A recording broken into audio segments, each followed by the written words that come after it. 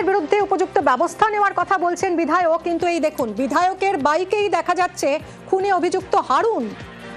তাহলে এই হারুন কি বিধায়ক ঘনিষ্ঠ? খুনে অভিযুক্ত হারুন কি বিধায়ক ঘনিষ্ঠ? হাওড়ার প্রমোটারকে গুলি করে খুন, বিধায়কের বাইকে দেখা যাচ্ছে খুনে অভিযুক্ত হারুনকে। অভিযুক্ত হারুন বিধায়ক ঘনিষ্ঠ বলে অভিযোগ উঠছে। কথা বলবো, দেবাশিস রয়েছে সঙ্গে। দেবাশিস, এই যে ভিডিও দেখা যাচ্ছে যেখানে বিধায়কের সঙ্গে বসে রয়েছে হারুন, তার মানে হারুনের সঙ্গে কি বিধায়কের পরিচয় আছে? এই অভিযোগটা তো উঠছে। দেখো, অভিযোগ অবশ্যই কিছুটা স্বীকার করেছেন বিধায়ক। তিনি বলেছেন যে মিটিং মিছিলে কে আসছে কে যাচ্ছে আমরা জানি না। একাধিক অনুষ্ঠান তারা মঞ্চে থাকছে, আমাদের ব্যাচ পড়াচ্ছে, আর মিছিলে তৃণমূলের মিছিলে কে বা কারা হাঁটছে আমার পাশে তা তিনি জানেন না। তবে কিন্তু বারবার করে এই যে হারুনের ছবি যেটা সামনে চলে আছে, একদম বিধায়কের গাড়ির পিছনে সে বসে রয়েছে, সেখান থেকে পরিষ্কার জানিয়েছে ঘনিষ্ঠ হোক বা পার্টি মেম্বার হোক বা তৃণমূলের সঙ্গে সরাসরি তার কোনো যোগ ছিল না। মিটিং মিছিলে যে কেউ আসতে পারে, ফলে কোনো রকম রেয়াত করা হবে না, তাদেরকে কিন্তু কড়া শাস্তি দেওয়া হবে। এবং পুলিশের কাছেও কিন্তু বিধায়কের তরফে আবেদন করা হয়েছে দ্রুত তাদেরকে গ্রেপ্তার করে তাদেরকে কড়া শাস্তি দিতে হবে। কিছুক্ষণ আগে আমরা দেখেছিলাম বিধায়ক শফিকুলের পরিবারের সঙ্গে দেখা করতে আসে, সেখানেও দেখেছিলাম মহিলারা কিন্তু একটাই দাবি জানিয়েছিল বিধায়কের কাছে। সঙ্গে থাকো দেবাশিস, সঙ্গে থাকো। বিধায়ককে ঘিরে ধরে আজ এলাকার মানুষ বিক্ষোভ দেখান।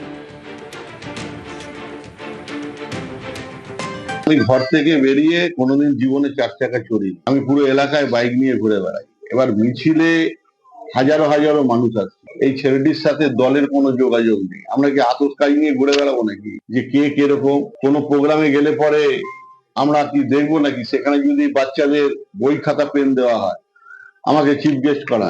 আমি তো চাইবো এই প্রোগ্রাম হোক, কিন্তু যারাই প্রোগ্রাম করছে তারা যদি দুর্বৃত্ত হয় তখন কোনো রকম বেয়াত করবো না। ক্রিমিনালদের কোনো বেয়াত হবে না এই হাওড়ার মাটিতে, ক্রিমিনালদের জায়গা হবে জেলে, শুধু সময়ের অপেক্ষা।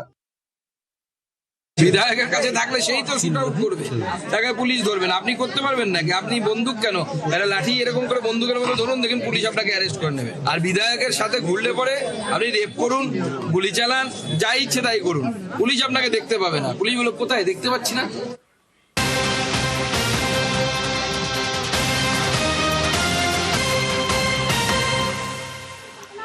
আজ বিধায়ক যখন নিহত প্রমোটারের বাড়িতে যান, তার পরিবারের সঙ্গে দেখা করেন, তাকে ঘিরে বিক্ষোভ দেখান এলাকার মানুষ। বিধায়ক গৌতম চৌধুরীকে ঘিরে বিক্ষোভ।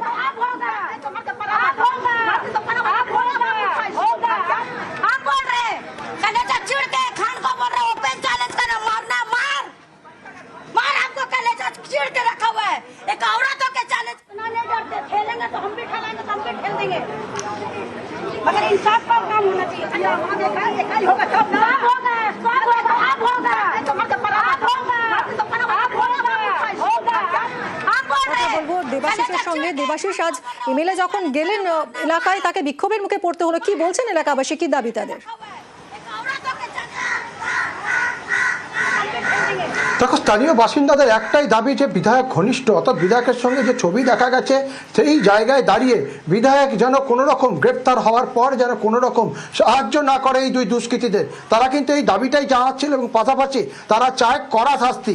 সেই শাস্তির আশ্বাস দিতে হবে বিধায়ককে। তারা তাদের ক্ষোভের প্রকাশ জানান, তার কারণ দিনের পর দিন পুলিশ কোনো কাজ করেনি, এরা দিনের পর দিন বন্দুক নিয়ে এলাকায় ঘুরে বেরিয়েছে, পুলিশ তাদেরকে ধরেনি। ফলে সব রকম ক্ষোভ প্রকাশ কিন্তু কার্যত বিধায়ককে যখন সামনে পায় তার বিরুদ্ধে কিন্তু ক্ষোভ প্রকাশ করতে শুরু করে। তবে কার্যত বিধায়ক তিনি দাবি করেছেন, সব রকম যে দাবি জানিয়েছেন স্থানীয় বাসিন্দারা, তাদের দাবি মেনে কোনো রকম যারা ধরা পড়বে কিছুদিনের মধ্যেই বা আজকেই তারা ধরা পড়তে পারে, পুলিশের কাজ শুরু করে দিয়েছে। তবে কড়া শাস্তি এবং তারা আর যেন এই এলাকায় ঢুকতে না পারে তার কড়া ব্যবস্থা করবেন বিধায়ক নিজেই। তিনি কিন্তু সেটাও দাবি করেছেন এই বিক্ষোভ থেকে তিনি যখন সেখান থেকে বেরিয়ে যাচ্ছিলেন।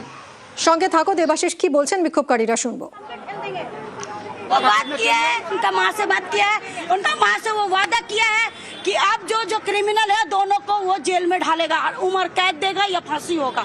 जब तक उसका इंसाफ नहीं होगा बाहर नहीं निकलेगा। बोलने से नहीं करने से खुश होता है। हम लोग लिखता मांगा, लिखता मिलेगा तब।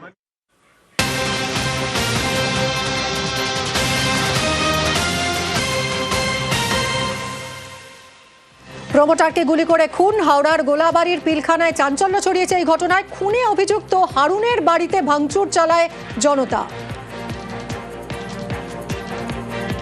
আর একই সঙ্গে গোলাবাড়িতে প্রমোটারকে গুলি করে খুনে অভিযুক্ত রোহিত, তার বাড়ির সামনেও বিক্ষোভ। দোষীদের কঠোর শাস্তির দাবি এলাকাবাসী। দেবাশিসের সঙ্গে কথা বলবো। দেবাশিস, অর্থাৎ এলাকাবাসীর মধ্যে এই দুজনকে নিয়ে আগে থেকেই ক্ষোভ ছিল।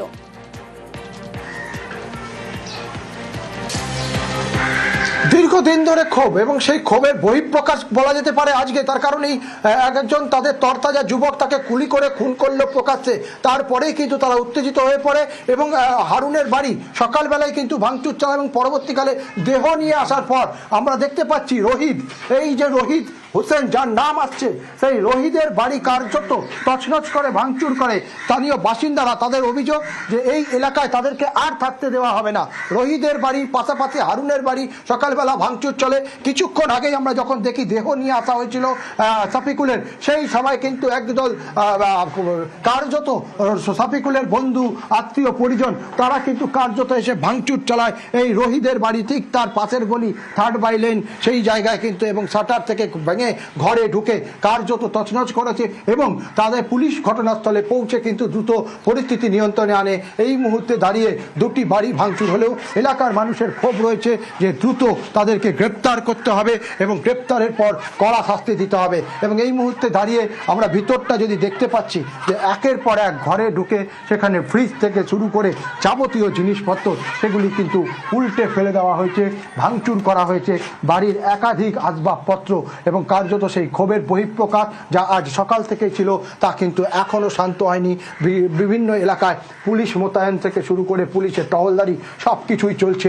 রোহিতের বাড়ি ভাঙচুর করা হয়েছে, একাধিক জায়গায় পুলিশ পিকেট বসে পরিস্থিতি নিয়ন্ত্রণে আনার চেষ্টা চলছে। তবে সাধারণ মানুষের একটাই দাবি, গ্রেপ্তার করতে হবে রোহিত ও হারুনকে, না হলে কিন্তু তারা থামবে না। তারা চায় কড়া শাস্তি, আর যেন এলাকায় থাকতে না পারে হারুন আর রোহিতরা। ধন্যবাদ।